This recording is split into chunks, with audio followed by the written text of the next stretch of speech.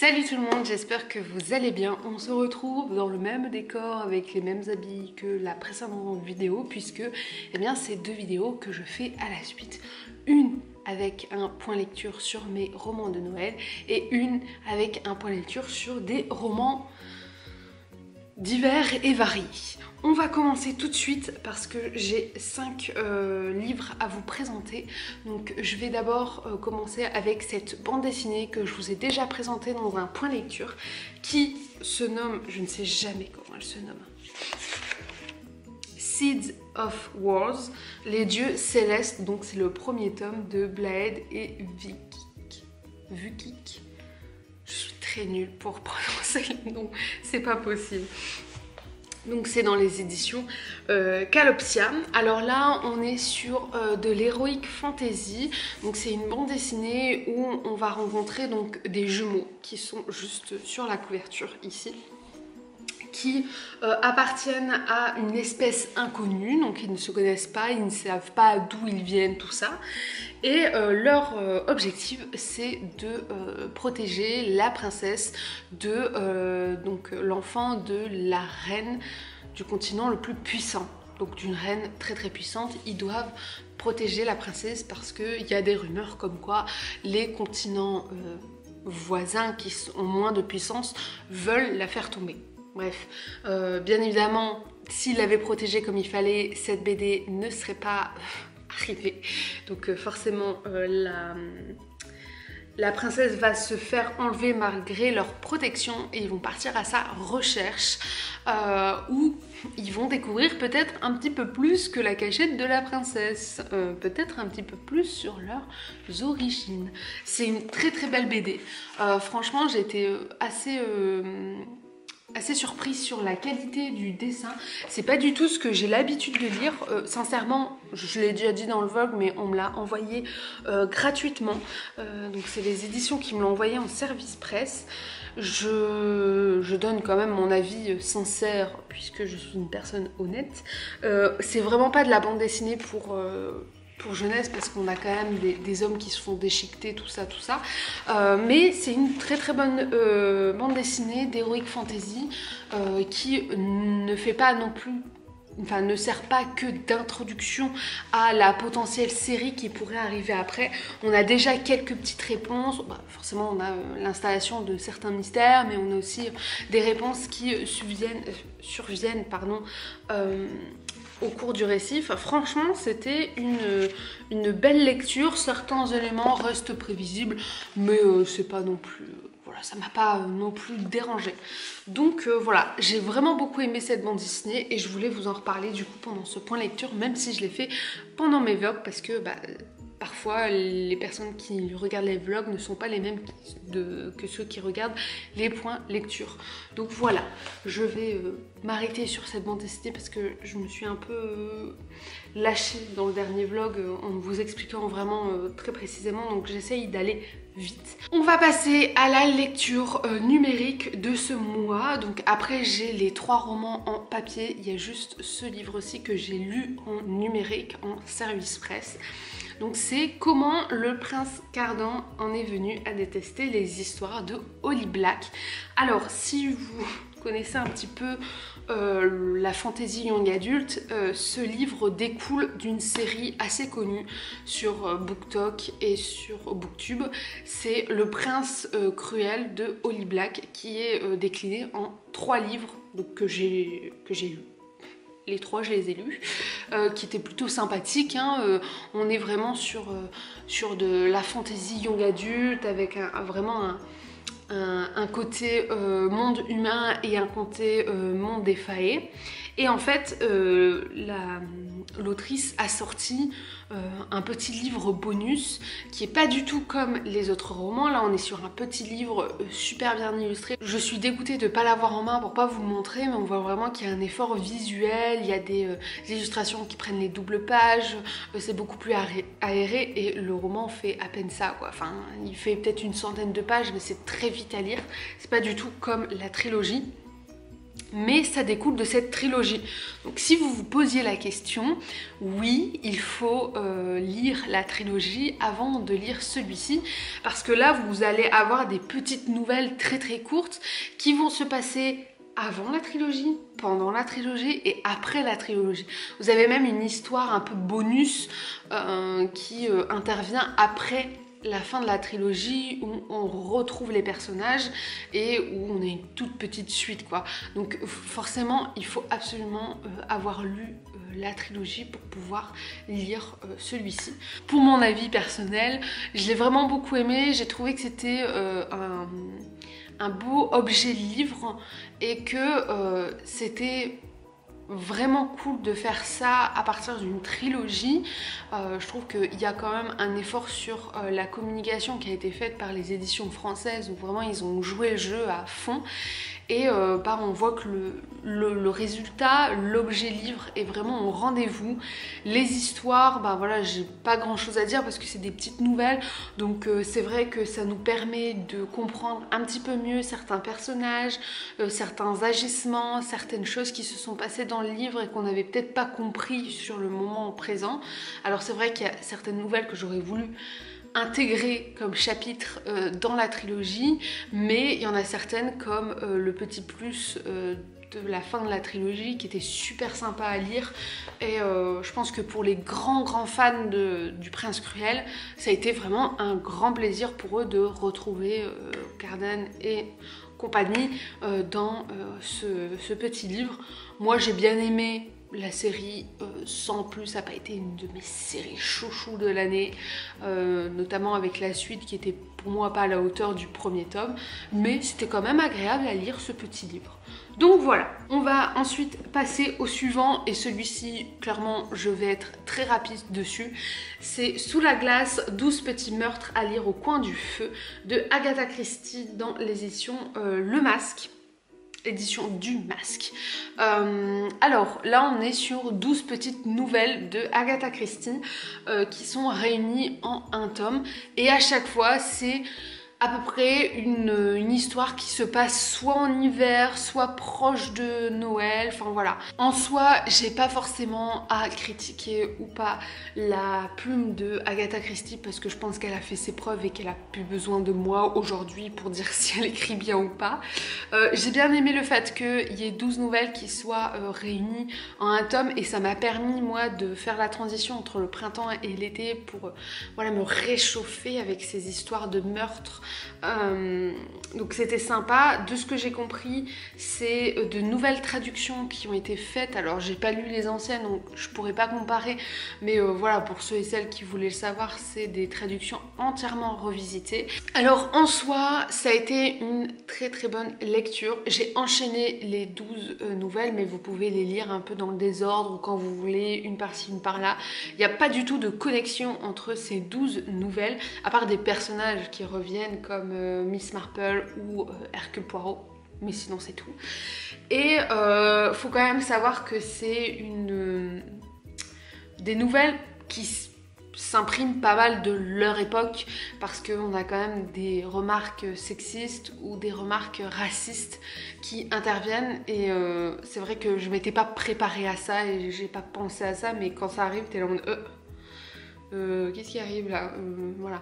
J'ai quand même tenu à le finir, même si je crois que c'est dans 2 nouvelles où j'étais en mode quoi vraiment ça a été publié, d'accord, ok, mais voilà, en soi c'était agréable à lire. J'ai pas grand chose de plus à dire sur celui-ci, mais si vous cherchez un bon livre avec des crimes et des résolutions de crimes, parce que quand même hein, c'est le but, on va pas vous laisser avec le suspense, mais découpé en 12 nouvelles que vous pouvez lire à n'importe quel moment et tout, pourquoi pas. Et ensuite on passe à mes 2 petits chouchous. Je vais commencer avec le roman fantasy et je vais terminer avec le roman récit de vie. Donc le roman fantasy, c'est L'Arpenteuse de rêve de Estelle Faye dans l'édition Rajo, qui là n'a pas sa couverture originale puisque j'avais eu le SP. Je me souviens encore de le moment où il est annoncé et tout, et que je me dis oh j'ai trop envie de l'avoir parce qu'il avait fait une très bonne com dessus à l'époque de sa sortie, et je me dis oh il est non disponible, je peux pas le commander, je suis trop dégoûtée, tout ça. Et puis là je vais voir dans les SP et je me rends compte genre 3 semaines après qu'on l'ait reçu que j'ai le SP. Ne cherchez pas à comprendre, je n'ai pas compris moi-même. Donc, alors Estelle Faye, je sais pas comment on dit, c'est une autrice française qui est très bien réputée, donc je lui fais confiance quand je rentre dans un de ses romans. Là, on est sur un roman fantasy qui se passe en 1 tome et ça fait du bien. Merci, déjà rien que merci pour ça. On va suivre Miri qui est une arpenteuse. Une arpenteuse de rêve, c'est-à-dire qu'elle a le pouvoir d'aller dans les rêves et d'interagir avec le rêve de la personne et de ramener parfois des objets du rêve jusqu'à la réalité, mais arrivé à la réalité, bah, les objets forcément au bout d'un moment disparaissent. Et donc c'est une arpenteuse.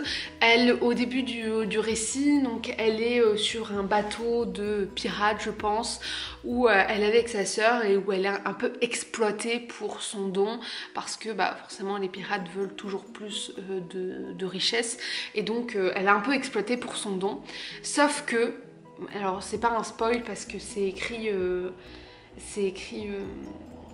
dans le résumé, et puis vous l'apprenez genre au premier chapitre, sa sœur meurt, un peu à cause d'elle, et à cause bah, surtout des pirates, et donc Miri décide de totalement changer de vie, de se faire oublier et de se cacher dans une famille où personne la connaît. Elle change de prénom, elle change de couleur de cheveux, elle ne dit à personne qu'elle est une arpenteuse parce qu'elle dit voilà c'est à cause de mon don que ma soeur est morte, donc j'ai pas envie de prendre plus de risques pour autrui. Bon, j'espère que le décor a pas trop changé, mais j'avais plus de batterie tout simplement. Et donc je reprends. Miri, elle arrive dans ce nouveau foyer, donc on la retrouve plusieurs années après. Elle a dit à personne qu'elle était une arpenteuse, sauf que des fantômes commencent à longer le fleuve et à venir un petit peu hanter les personnes qui sont dans le bas de la ville, donc qui sont dans les quartiers pauvres. Tout simplement. En plus de ça, il y a une pollution incroyable qui arrive en même temps que ces fantômes, et il y a un de ses amis avec qui elle vit dans le foyer qui est touché par le mal des fantômes. Miri va devoir revoir sa vision des choses et revoir notamment sa relation avec son pouvoir pour peut-être essayer de sauver le petit de son foyer, sauf que ça va engendrer plein de choses à côté. Voilà pour le résumé, c'était une superbe lecture. Merci Estelle de créer des histoires comme ça, de fantaisie en 1 tome qu'on peut conseiller à des enfants de, on va dire, 12-13 ans. C'était un réel plaisir de le lire. On n'est pas sur un univers hyper complexe avec beaucoup de branches par exemple sur les différents talents qu'il peut y avoir, tout ça, non, pas du tout. Franchement, je me suis attachée à Miri, j'ai vraiment beaucoup aimé son état d'esprit, les décisions qu'elle prenait. Je me suis attachée à chacun des petits personnages. Il y a eu des révélations dont je m'attendais pas, et ça fait plaisir parce que quand ça arrive, tu te dis ah ouais, quand même. Elle a réussi à me surprendre. Donc il y avait des révélations dont je m'attendais, d'autres non.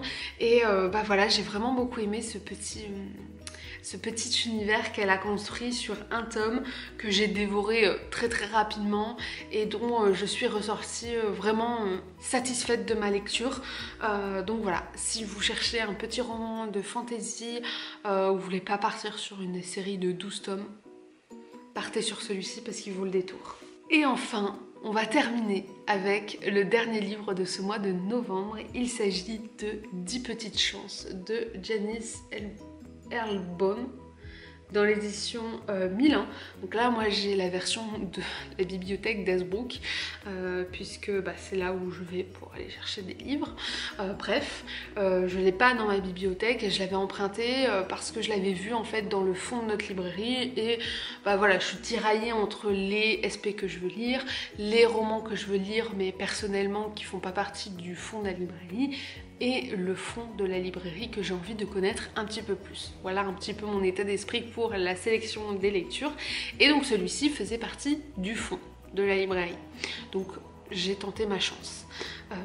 C'était pas un jeu de mots, j'ai pas voulu, mais je l'ai fait. Bref, là on va suivre du coup Emma, je crois qu'elle s'appelle Emma, qui vient de perdre sa tante, qui était la meilleure amie de sa mère, mais avec qui elle vivait tout ça, et je crois qu'elle est décédée d'un cancer.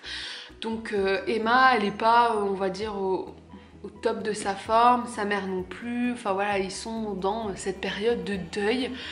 Et Emma, un jour, va recevoir une lettre avec 20 € dessus, enfin dedans plutôt, 20 € dedans, et une lettre qui dit ce mois, c'est ton mois de chance, fais une liste de 10 petites chances que tu voudrais voir arriver. Le billet de 20 €, c'est ta première petite chance. Donc voilà, pars à l'aventure en gros. Et donc, elle va faire une liste qui est tout simplement derrière, donc à la 4e de couverture, avec 10 petites chances qu'elle veut se voir réaliser. Il y a des... Alors, quand on commence le roman, on a cette liste et on se rend compte qu'il y a des petites chances qui ne pourront pas arriver, notamment la 10e, que tante Jenny revienne. Ce n'est pas possible. Il y a des petites chances qu'on n'a pas envie de se voir réaliser parce qu'on se dit non. Au vu des personnages et de leur manière d'agir et tout, on n'a pas envie que Emma soit associée à des personnes comme ça. Et en fait, tout simplement, on se prête au jeu au fil de la lecture, de se dire quelle petite chance ça va arriver, est-ce que ça va arriver, est-ce que ça, non, oh elle va modifier ça, machin, un truc. Et c'est super cool à lire. Franchement, je l'ai lu une semaine après, je le conseillais déjà en librairie parce que je trouve que c'est vraiment un roman doudou à pouvoir lire qui aborde énormément de sujets super importants. Donc il y a forcément la question du deuil qui est évoquée, il y a la question de une maman qui va refaire sa vie avec quelqu'un aussi, ou est-ce qu'elle peut refaire sa vie avec quelqu'un. On a des thématiques un peu plus dures comme le danger des réseaux sociaux, les groupes de popularité qui peuvent exister au collège, et est-ce qu'on doit forcément répondre au code et perdre qui on est pour répondre à cette popularité, les dangers des personnes toxiques, on va dire, qui sont déjà présentes à l'âge du collège. Enfin franchement, ça évoque beaucoup de choses et je pense que ça peut faire écho dans pas mal de situations de collégiens qui pourraient se retrouver en fait en Emma. Donc voilà, j'ai fini ce livre complètement bouleversée. J'avoue que j'ai pleuré à plusieurs reprises, ça m'a vraiment fait du bien. C'est un livre qui m'a fait du bien, clairement. Donc si vous hésitez encore à l'acheter, je comprends pas au vu de tout ce que je viens de dire, parce que franchement c'était une très très belle pépite qui fait partie d'ailleurs de mes meilleures lectures de 2022. D'ailleurs je vous ferai peut-être une vidéo où je récapitulerai toutes mes meilleures lectures de 2022 parce que je trouve que c'est super important de partager son avis sur vraiment les grosses pépitas de la bibliothèque. Bref, je vais terminer ici avec ce roman qui, oh là là, j'hésite à me l'acheter pour me l'avoir dans ma bibliothèque parce que je me dis ça c'est le genre de roman que j'aimerais bien conseiller à mes cousins, cousines, filleuls, neveux, nièces, enfin voilà, et tutti quanti quand ils seront un peu plus vieux et quand ils pourront lire, parce que franchement à lire à 3000%, à lire à 3000%. Et pourtant je suis pas trop récit de vie, hein, mais celui-ci il m'a complètement bouleversée. Donc voilà, c'est la fin de cette vidéo, j'espère qu'elle vous a plu, j'espère que les deux vidéos vous ont plu si vous avez regardé les deux. On se retrouve bientôt pour une prochaine vidéo, je vous embrasse, bye.